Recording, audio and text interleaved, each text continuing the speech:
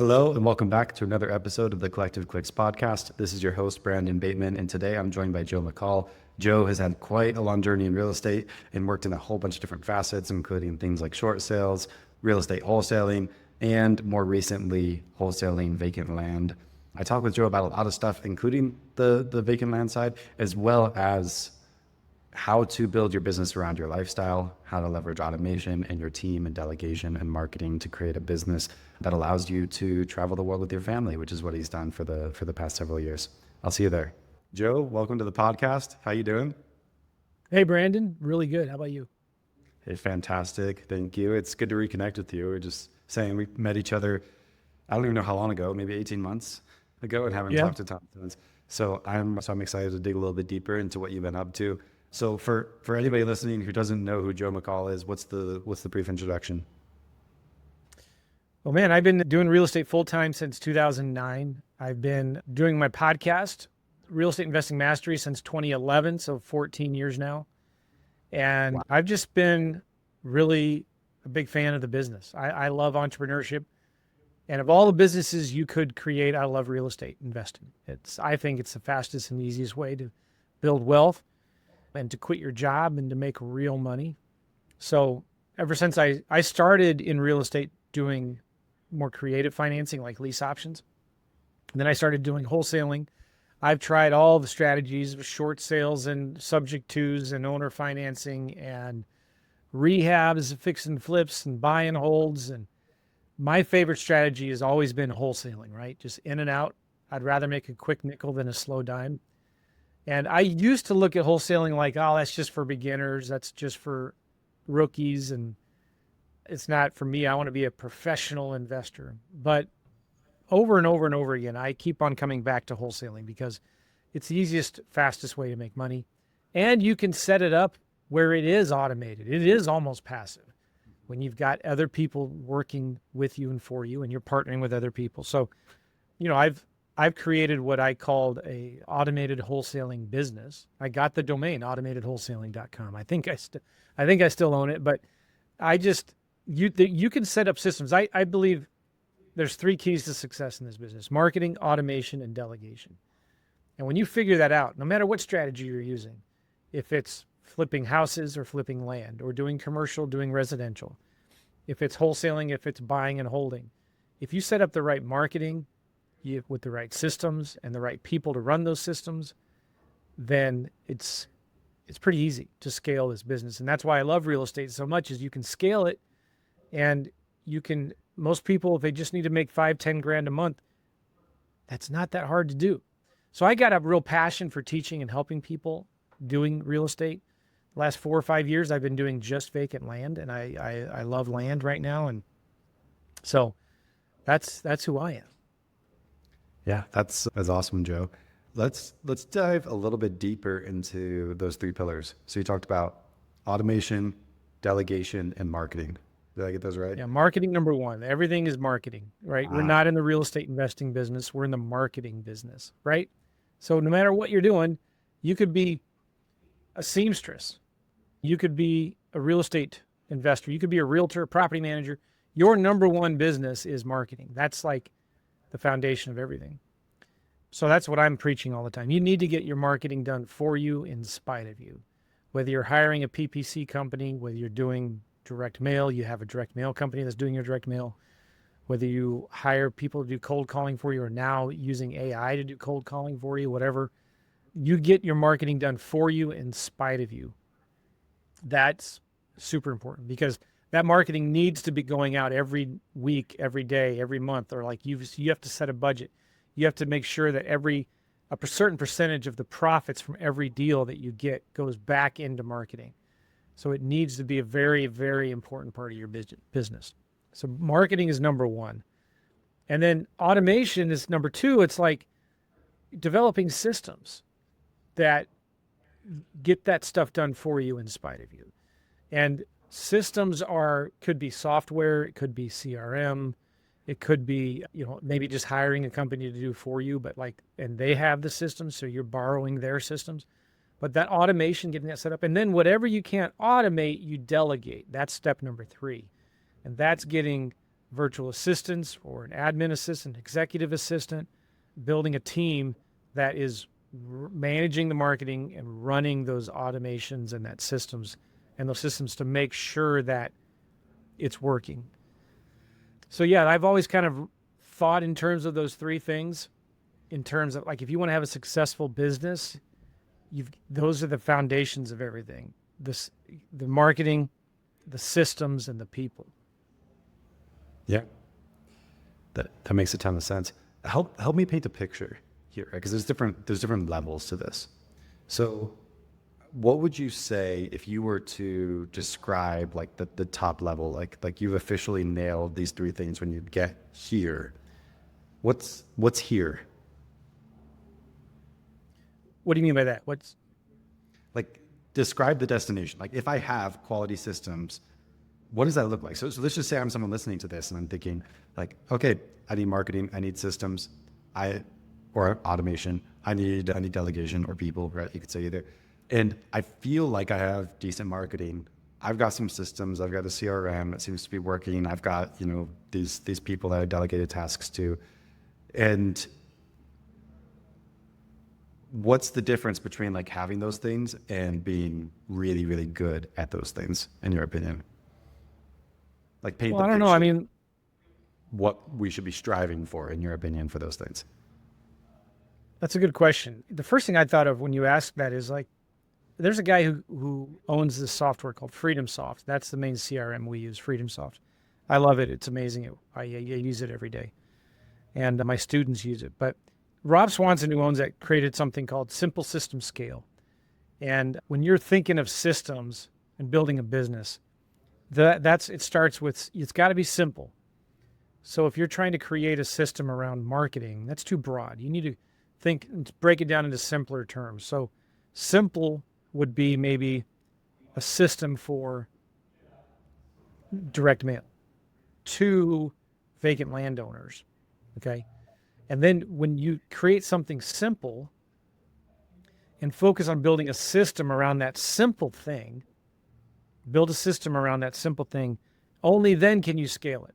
If you try to scale something that's complicated, that doesn't have a system, it's a complete disaster, and you're just going to leave money and people in your wake. It's going to be horrible. So if you can look at everything you're doing in your business and break it down into silos, real simple silos, and build a system around that, and like, don't worry about all the other stuff. Focus on just one silo at a time.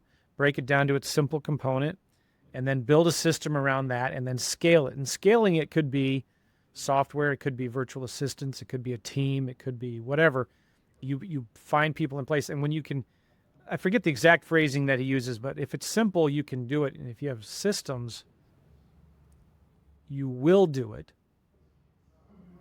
And when you scale it, I'm screwing this up, but like, if it's simple, you can do it. If you build a system around that simple thing, you can do it. And then when you scale it, you get somebody else to run that stuff for you. So when you can start thinking of your whole business in terms of breaking it down into simple silos and building a system one at a time for each silo, and then scaling that one silo before you start trying to scale the next silo, you can start scaling your business. And that looks different for different people. For me, I'm more about my lifestyle first. I want to have a business that serves my life, not a life that serves my business.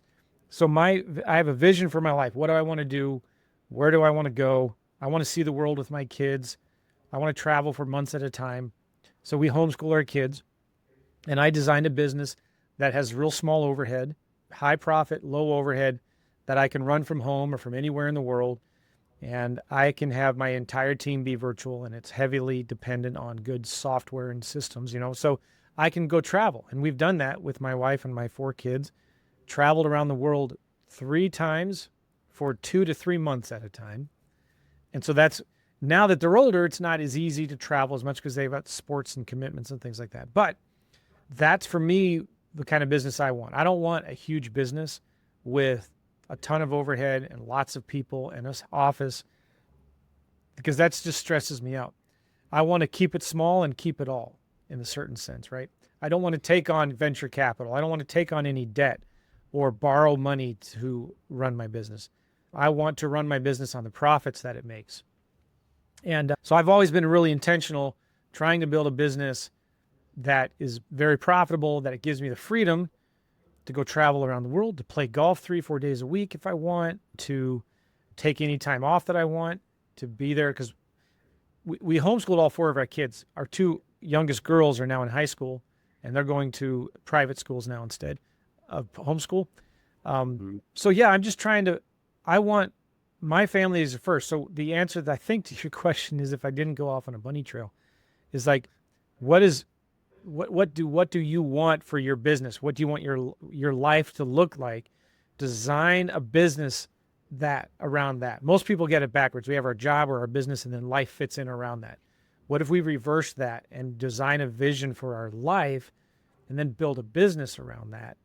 Because then you may not need to make $1 million a year. You may, if you design a vision for your life and you put numbers to that, you might only need to do net 10, 20 grand a month.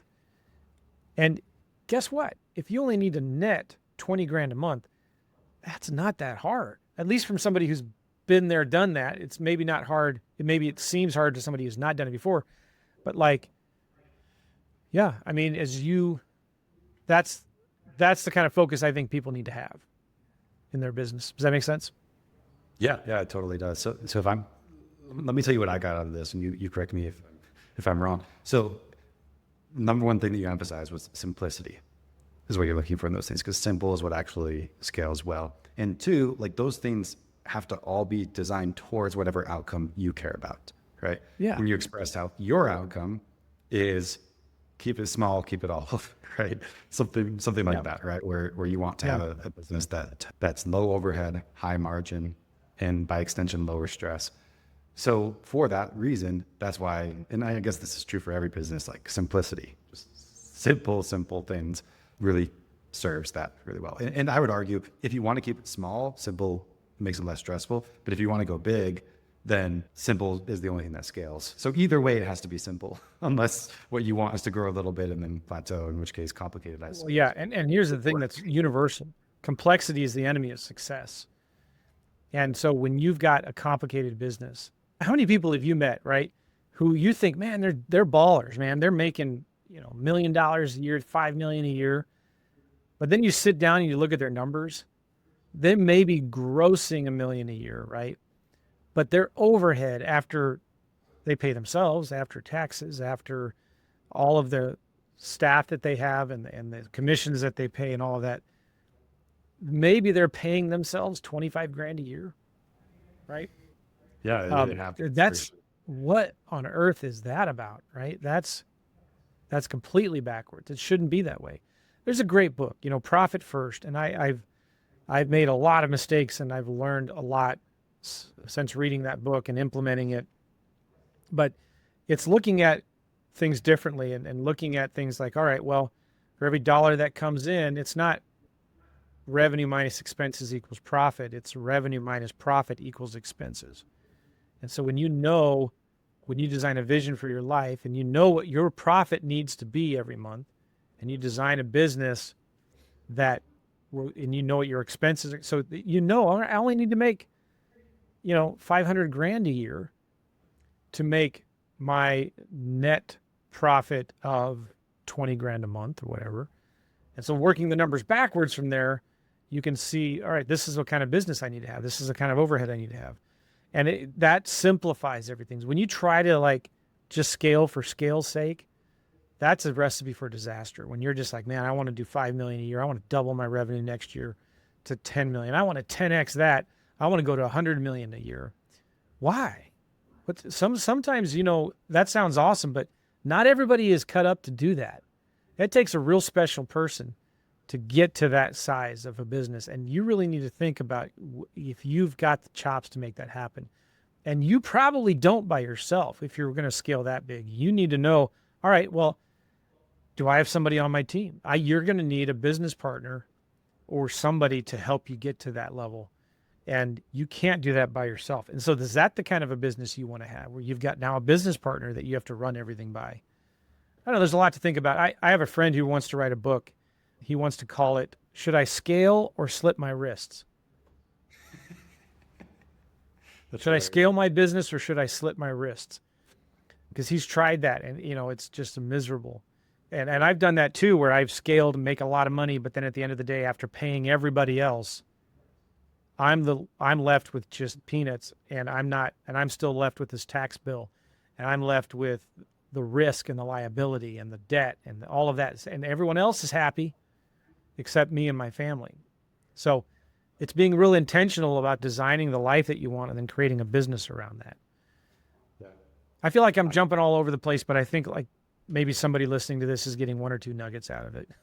No, you're jumping a bit, but there's good stuff. You mentioned profit first. I would encourage anybody who's listening to this, if you haven't already, go back. We interviewed David Richter on this podcast, and he has a fantastic company that does like CFO outsourcing in the real estate investment space. And he wrote the book on profit first for real estate investors specifically, which is fantastic. So definitely look at that. Although I want to, let's have a bit of I'm going to call this a debate, Joe.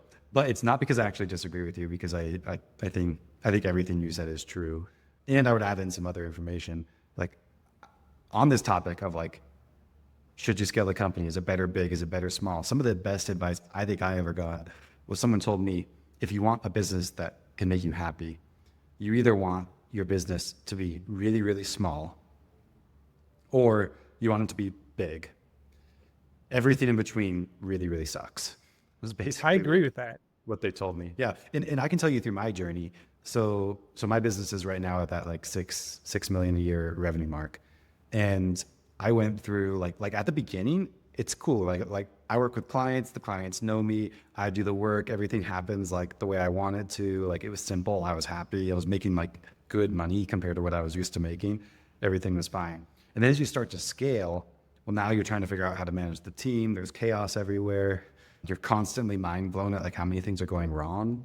It's like all the problems you had in the small business, but now that you have double the revenue, you have 3 times the problems, and you're still the guy who's responsible for solving all those things because you don't yet have a staff that is on the level to solve those problems.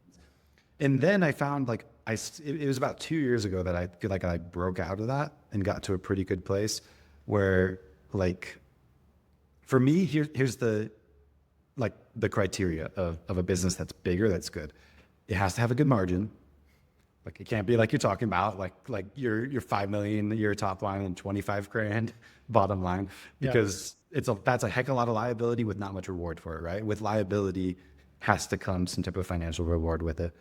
So that's thing number one. And then thing number two, for me, I think like a truly like solid business where it becomes an asset, where you can start to think of it like, this is a piece of my like portfolio, not like this is my job that pays me.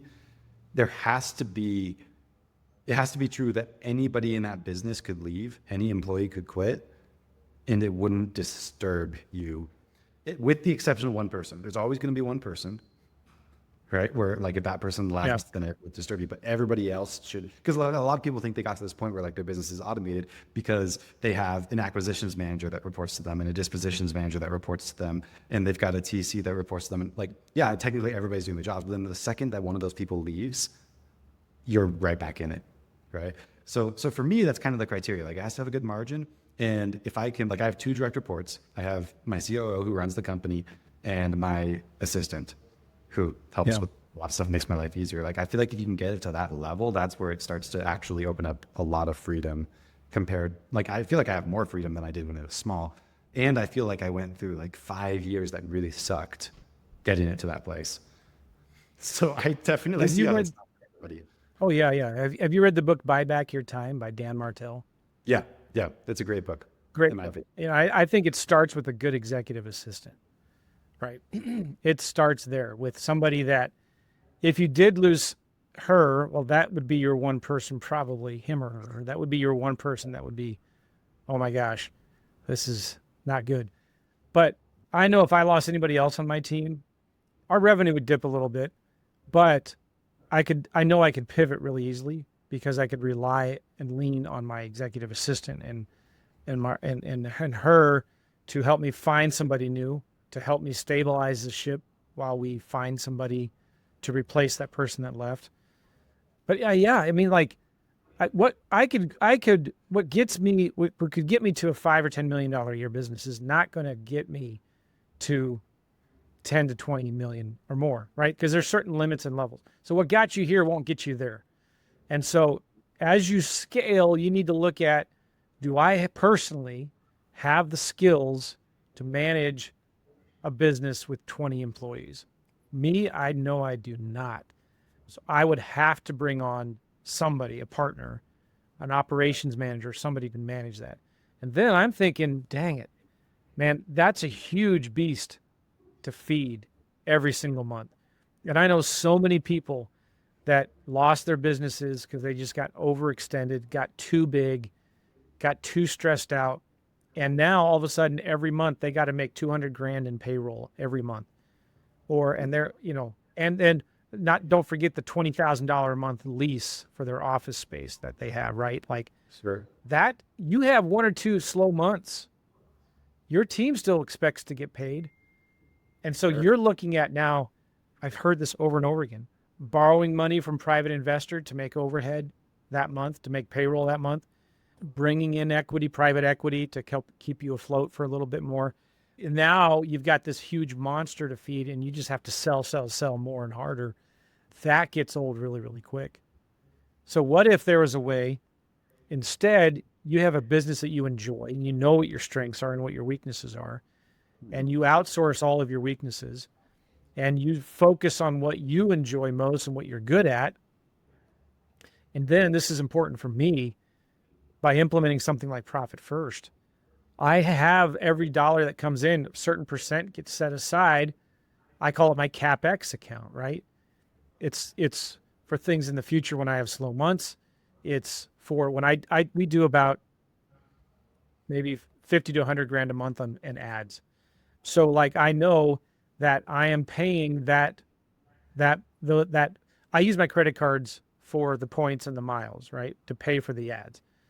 But I'm only using that credit card and I pay it off every week from that CapEx account. Does that make sense? Totally. And so like this could apply to anything that you're doing, but I'm not paying the credit cards and then paying that credit card off with future revenue. I'm paying that credit card off with past revenue. You have the money. And the same with, yeah, right. And so I'm constantly trying to replenish that CapEx account. Well, that little thing, it's a little minor detail, but for me is huge, game changer, because before in the past, I was like stressing out every month. Oh man, I got to start from zero. Like, how am I going to pay this credit card bill that I just racked up to 100 grand in the last couple months? I got to sell more, right? Or the stress of like owing the IRS a bunch of money.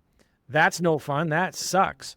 So what do? You go make more money to pay off your old taxes. Well, what happens when you start making more money? You start owing more taxes. And so you get this vicious cycle of paying your old taxes and not setting aside money for your new taxes. So like these are some of the problems you get as you scale. And so you've got to really take it seriously and think about, are you preparing for these things? There's a lot of people that we know that go to Family Mastermind or some of these other big masterminds that we're a part of. They look successful. You think they're doing great.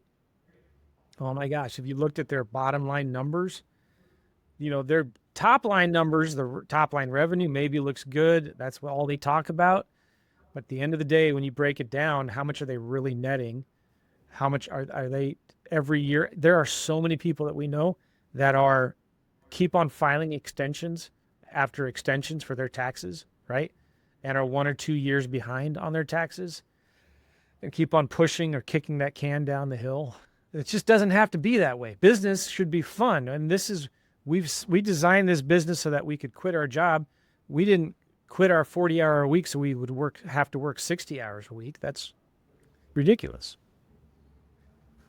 You're speaking a lot of sense. I think one thing that's different about you than the average entrepreneur, Joe, is that you have a level of self-awareness that goes a really long way. Because as you were saying this, like you have to know, like, are you that person who has the skill to take this business to this level? And I can tell you just by nature, like entrepreneurs are the kind of people where you give them a challenge like that. Like, are you the kind of person who could take this business to 10 million, I guarantee you 99% of people are like, yes, I can do that. Yes, that's me. And you're like, nope, not my thing. Like, I don't want to do that. I don't think I have the skills to do that. That's not the life I want to choose. And I hear you on it. I mean, when my business started scaling, it's like I had the skills of somebody running a $200,000 a year business, and I had a $2 million a year business that I was trying to run. And I learned, like they say, your business can't outgrow you as a person. And I like always understood that, and I agree with that conceptually. And until I actually saw it like happening, and I saw myself being the constraint in the business, I didn't realize exactly how it happened until you just like see day in, day out how like a business is ready to grow and you're holding back. But it all comes down to knowing your numbers, really. And I remember one guy said to me, if you don't know your numbers, Joe, you don't have a real business. And I was doing maybe 1.5 million a year at the time. And I thought I was doing well, but I didn't know my numbers, right? Mm-hmm. I would give my box of receipts to my bookkeeper at the end of the year. Well, in April of the next year, right? And I'd say, here you go. Here's my bank statements and here's my receipts. Figure it out. And then, oh yeah, please file an extension for me or whatever. But like, I didn't know my numbers, and it took me making a lot of mistakes getting into a world of hurt with the IRS, where it was ugly and bad. And so that's why I talked about this book, Profit First. You've got to know your numbers, no matter what business you're in. If you're wholesaling, or if you're doing buy and hold, if you're in the marketing agency business, you've got to know your numbers. And most entrepreneurs are not good at that. We're starters. You're like, what's the word I'm looking for? We're the visionaries, we're the ones blazing a trail, and we're like, we'll figure the numbers out later. Let's go. But you've got to have somebody on your team, whether it's hiring a bookkeeper or an accountant or a fractional CFO or somebody. You've got to have them on your team saying, hey, Joe, don't forget the numbers. Here's a report every week. Here's a report every month. These are the most important numbers that you need to be looking at. These are your KPIs. And hey, don't forget taxes. Don't forget this affiliate's promoting you, and you're going to have to you're going to have to pay him 50% of your collected revenue this month, next month. So like, don't forget. And there's very few people that can do all of that. Run a business, do the marketing, get the clients, create the funnels, do the marketing, right, and do the sales, and can also manage the numbers and the books. And, I think college is mostly a waste of time for everybody, unless you're a doctor, or an engineer, or a nurse, or somebody like that, right? But everybody should take college classes on accounting and bookkeeping and financial management, right? Because understanding a profit and loss statement, balance sheet is really important. Yeah, 100%. Yeah, you're like a David Richter commercial. So, well, yeah, what's the name of his company again? Simple CFO. Simple CFO. Go Google it. Call David Richter. He's a CFO for real estate investors. I was just talking to my executive assistant, who also helps me with my books, an hour before this call on here, and talking to her about, as we're starting to scale now, I don't know what I don't know. I don't know what I'm supposed to look at. Like, I kind of have an idea, but I need somebody that can look at my numbers as a CFO and predict, not just tell me what happened in the past, but can tell me what's going to happen in the future. And okay, so if this is your goal, you need to, and you've got these 3 different products that you're selling or whatever, if 75% of your profits come from this thing and 25% of your profits come from this thing, but you're spending 75% of your time on this thing, right? So like, you need to realign your priorities to focus on the thing that's bringing you the most profit. And you don't know that stuff until you know your numbers. So we were just talking today about, and I know the guy to call, I know the guy to hire for that kind of fractional CFO service to at least show me the numbers the way that a real business person needs to look at them. Does that make sense? Not just your bank account number, right? Because that's how how people end up managing it. Is the bank account going up or going down? And that tells you how you're doing. All right, I just want to ask you about one last thing. So you mentioned that you've traveled with your family for 2 to 3 months at a time. Like, for you, that's a big piece of this business and what you want it to help you accomplish. Help me understand How did you know you were ready for that? To quit my job and do real estate full time. No, that's assuming you're doing real estate. How did you know? Is like this is like what I had struggled with in the past. Like how? Because it's one thing to have a business and have it built to the level where like you could step away. It's another thing to have like confidence that you can step away, and to step away and to have it actually work. And like, because how many people do that and they're like, okay, everything's good, and then they like step away for a little bit, and then the whole business starts to tank, and then they kind of jump back in. Well, Like, yeah, well, that's a good question. I didn't step away not doing any work though. I said, so this is, I learned this from a friend. His name is Jason Roberts. And I was renting one of his offices and he was talking to somebody else. And he said, he was helping this guy create the systems. And he wrote down on a whiteboard everything you have to do in a transaction. I think he was talking about short sales. Wrote down a list of everything you have to do in a short sale transaction. And there's a million things in short sales. That's why I hate short sales. And he said, all right, Bill, ask yourself this question. How can I do none of this stuff? I thought about that. I said, oh. So he's like, start thinking bigger. Like, how can you get somebody else to do all of these steps for you? And so I knew I wanted to start traveling around the world with my wife and kids. And I started thinking, so, okay, when I'm wholesaling deals, there's the marketing, there's the talking to sellers, there's making the offers, there's the follow-up, there's the finding the buyers, there's the title companies, there's all of this stuff. So I started thinking, all right, well, I could have my executive assistant do my direct mail. I can have a virtual assistant answer the calls.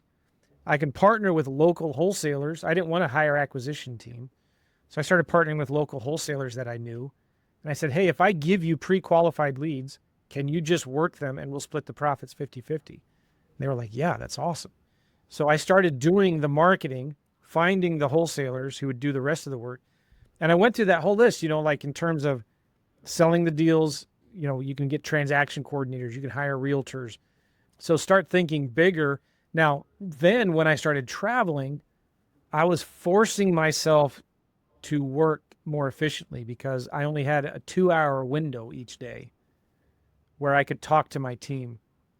And so I forced myself into this little window where I got so much more done in that 2-hour window than I did before in my 8-hour window, because I was kept on pushing my stuff off of my plate to my team. And then the conversations that I did have wasn't with 20 other people. It was just with 1 or 2 people.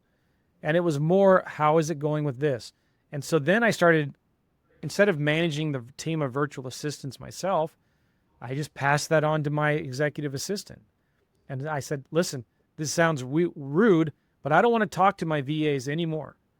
I want them to talk to you, and I only want to talk to you. Little simple things like that. And then the next thing we started doing is we started breaking down, creating SOPs for everything. But I knew I didn't want to do that. I would rather pull my eyeballs out.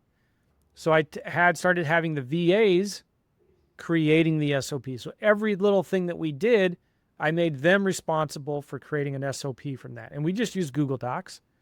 We gave everything a title. Each Google Doc is its own thing. We bullet pointed the steps and then did a Loom video. We weren't using Loom at the time, but like one of those screen casting videos. And so we've got 100 documents now of all of these SOPs of different things with the bullet points, and then usually a list of 3 or 4 different Loom videos that whenever we update something in there, we create a new Loom video talking about that update, right? So now when we need to get a VA, and most of my VAs have been with me over 7 years, we just give them a Google Doc, right? Go read this Google Doc, watch the videos on there to learn how to do this stuff. Does that make sense? Yeah, 100%. What I'm learning from you is that you're like, I can tell you in my journey, like my company now does all that stuff, but it had to get to the point where like I was working probably 80 hours a week, holding everything together with duct tape. And there was like literally no other way than operationalizing the business before I actually like operationalized the business. Because like, because the difference between like what you're talking about and what I did is just it's a form of discipline, right? Because you talk about how like, well, when you had 8 hours, you did more stuff. When you had 2 hours a day, you did less stuff because the work will naturally expand to fit whatever time it's given. Exactly. And I got more done in those 2 hours. Yeah, because you could be the duct tape with 8 hours a day. You can't be the duct tape with 2 hours a day. You have to find systems. You have to find people. You have to delegate better in order for it to work on 2 hours a day. And like your constraint was 2 hours a day because you're disciplined, right? And you said 2 hours a day is what I'm going to work because I have greater goals for my life. My constraint was the number of hours in the day that I'm not sleeping. And eventually the job got done, but I could have done so much better if I had the discipline you did to constrain that a lot more. If you would have, you have to force that constraints on you sometimes. If you would have said, hey, wife, we're going to take, how many kids do you have? 2 right now. Are you married? I'm married, yeah. And we'll have more, but the youngest is 18 months. All right. Perfect age to go traveling around the world. Trust me on this. Don't wait until they're too old. It gets harder the older they get. If you were to say to your wife, hey, honey, let's go to Prague in the Czech Republic for 3 months. Let's just go. Prague is amazing. It's beautiful, right? You can, and then, you know, just you don't need to rent your house out. Once we did, well, that's a long story, but just go, right? And you're going to be forcing yourself now. You're in Prague, the beautiful part of Europe. You're going to want to do the touristy things every day. You're going to want to go travel to Italy, to Austria, to Switzerland every weekend, right? Because it's so easy to fly around. So and then you have, because the time zone changes, you're forcing yourself into this little small window of a couple, 3 hours. You will find that you'll just figure it out as you do it. You just make that decision. We're going to go, and then you go, and we had a blast. I mean, I don't know why more people don't do it. I can understand why, but it's not easy. But that's what I knew. And when we took a 3-month RV trip where we traveled in an RV for 3 months through the northwestern corner of the U.S. And I made more profit then because I was forcing myself to delegate things. And I'll say this finally, like, I think this helped me a lot. And this has helped me tremendously throughout my entire entrepreneur journey, is find somebody else that's doing what you want to do and just model it. Don't copy it, model it. And so I was looking at other people that had lived the lifestyle that I wanted to live. They weren't doing $10 million a year businesses. They were doing $1 or $2 million a year business. And I was looking to see what were they doing? How were they setting up their teams? How are they doing their marketing? How are they building their funnels?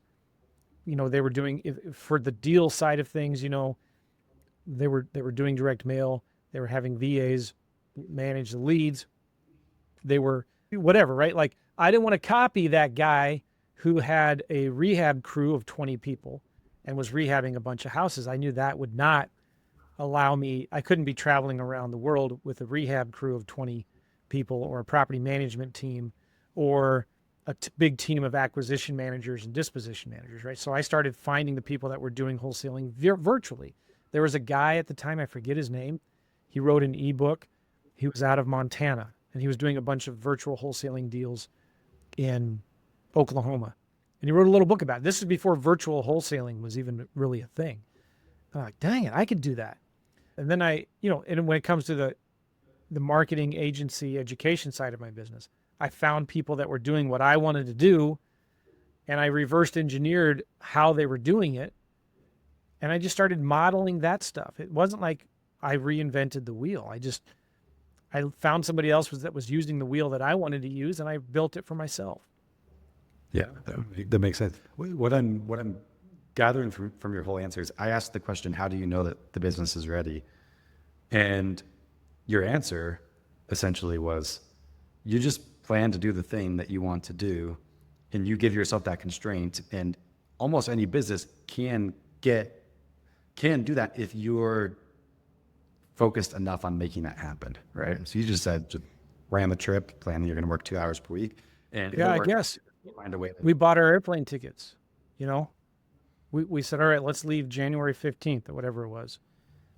And I got to figure it out before then. Sometimes when I'm creating new information products or education products or, you know, done for you marketing offer, I give myself a deadline. I send an email out to my list. Hey, I've got a webinar coming up Wednesday, the 21st, where I'm going to be teaching you how to do this and that. And then all of a sudden, bam, I'm going to have 100 people, 200 people on this webinar. I've forced myself into making it happen. It's not going to be perfect, but done is the new perfect. And that's how I get so much done, I think, is like I give myself these deadlines, and I've got a bunch of people now waiting for me. And so I create the webinar, I make the offer. Okay, before I create it, I sell it before I create it. Now I've got a bunch of people that gave me a bunch of money, so I need to deliver. And so I don't even, like, when I'm selling a new course, I don't create the course first. I sell it and then I teach it live for over the next 6 weeks. So now I've got, a few hundred people on a webinar. I sell 50 people into this program, and now I'm committing every Wednesday at 3 p.m. to teach it for 6 weeks. Mm-hmm. And so I'm just getting it done by creating those constraints, forcing me to do it. Does that make sense? 100%. Yeah, there's a great book called The Clockwork by, I want to say it's Michael Michalowicz or something like that. Mike Michalowicz, the guy who wrote Profit First. Yeah. Yeah, it's I could have the name wrong. It's been a minute since I read this, but there's one thing I remember from it.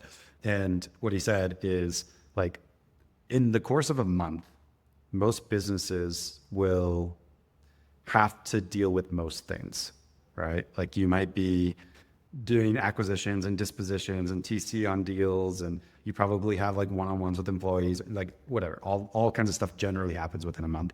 So what he said is plan for a year out or whatever it is, a month where you're not going to work, and then make your goal to create the business in such a way that it can sustain itself without you before that time. So I just did that. I had planned, this was in November, to go to New Zealand with my family. And we went to New Zealand for a whole month. Love it. I didn't like use my phone the whole time. I basically was just like using my wife's phone. I didn't check a single message from work. That's awesome. Nothing. And it required like a little bit of focus to get all the right things in the right place before I left.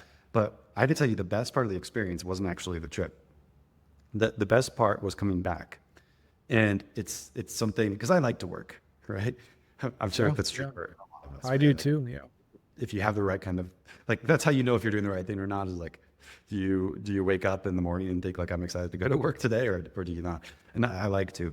But what's interesting about a lot of the stuff that we end up doing on a day-to-day basis is how much of that you do is there just because it's always been there, versus there because it's actually the highest and best use of your time. So what I discovered was, when I came back and I went to that first day of work, that Monday, and I showed up at work and I had a completely empty calendar because I had already figured out how to get everything in the business running without me. And then the game was, well, I'm going to work for 8 hours today, and now I got to figure out where my best use of time is, right? So and for so long before then, what I've been trying to do is just kind of take like all the stuff you're doing, just cut it out, and think of it like you're trying to lean down. Like, I've got bones, I've got muscle, I've got fat. Like, I'm just trying to cut out the fat. And what I found worked better is just like strip it down to the bones and then add in the muscle, like where you think the muscle is most necessary. And it was just a level of like intentionality with my time that I didn't have before. And I thought it was a really good experience.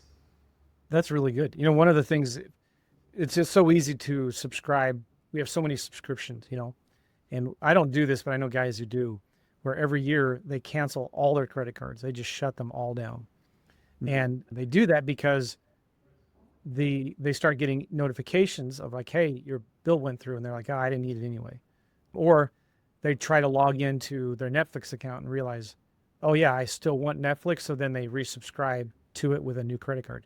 But that's one simple way you could just reset everything and look at, what do I really, really want? Because that stuff just creeps in, and pretty soon you've just got all this bloat of all of this stuff that you think you need, but you don't, and you don't actually even use it. Yeah. So it's kind of doing the same thing with your time. Yeah, there's a book called Hell Yeah or No by Derek Sivers, and it has a whole bunch of principles in it. One of them is overcompensate to compensate.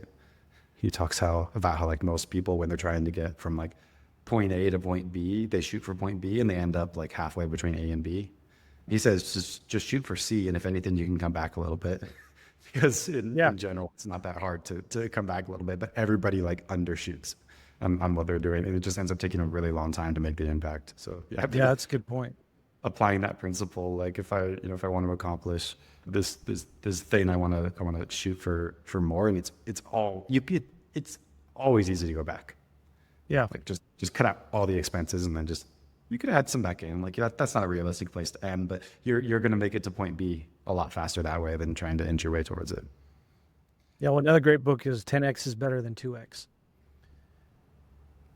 That's by, who wrote that book? Is it Benjamin something? Benjamin Yeah. Hardy? Yes. Yeah, 10X is easier than 2X.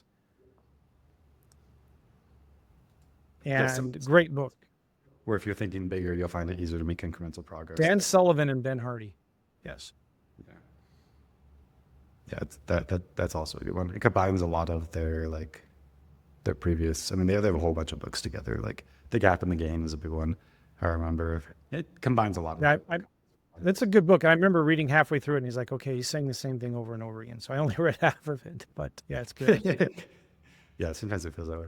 So speaking of books, I know you. How long ago was it that you came out with your book? Oh, I just finished this a few months ago. It's called Flip Dirt, Not Houses, and how to create monthly cash flow by flipping vacant land in 5 easy steps. And I've had a lot of my students tell me this book is better than your course, because I just really broke it down into simple baby steps. Like it's not a very big book. It's 130 pages. So no, it's 105 pages. Jeez.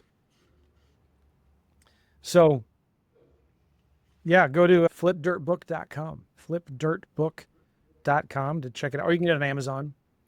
And in fact, I've got Flip Dirt. I'm looking right now at my reviews. It's a vanity metric.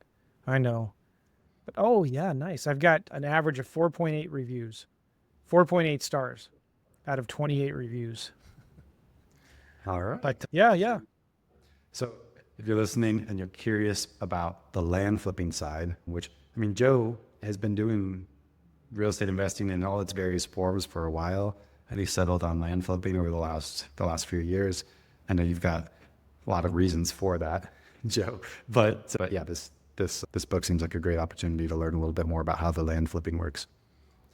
Cool. Yeah, and I'm number 1 in real estate sales and selling, and I'm number 2 in real estate sales and Kindle. Oh my gosh. And I'm number 5 in real estate sales books. It's all on books or in Kindle. What? Nice. Okay. So it's people like it. But I love land. It's it could be a tool in your tool belt, or it could be a whole new business. And you can make, if you like wholesaling, which I do, and you just want to learn how to get in and out quick, buy deals for cheap, sell them for cheap, make a quick nickel rather than a slow dime. Vacant land is one of the easiest ways to get started in real estate. But you can also sell land for the owner financing for the cash flow. So you can sell land and get $100, $200, $300 a month in recurring revenue through selling land and owner financing. So it's a great way to make cash now and cash flow. So it's a simple book, easy to read. You can read it on Kindle. I think if you go to my website too, you'll find a way to get it on Audible. I actually read the book. flipdirtbook.com. All right, fantastic. Thank you for all the time we spent with me today, Joe. Anything else you leave the listeners with? How do they get a hold of you if they want to? Is it just the book website? I'm not good on the socials. You can DM me on Instagram or Facebook, but I probably won't see it. So my YouTube channel, I do a lot of videos, so you can go check out my YouTube channel. Just go to YouTube and search for Joe McCall. That's where I put a lot of content out there on YouTube, so it's a good place to go. All right, very cool. Well, thank you so much for spending your time with us today.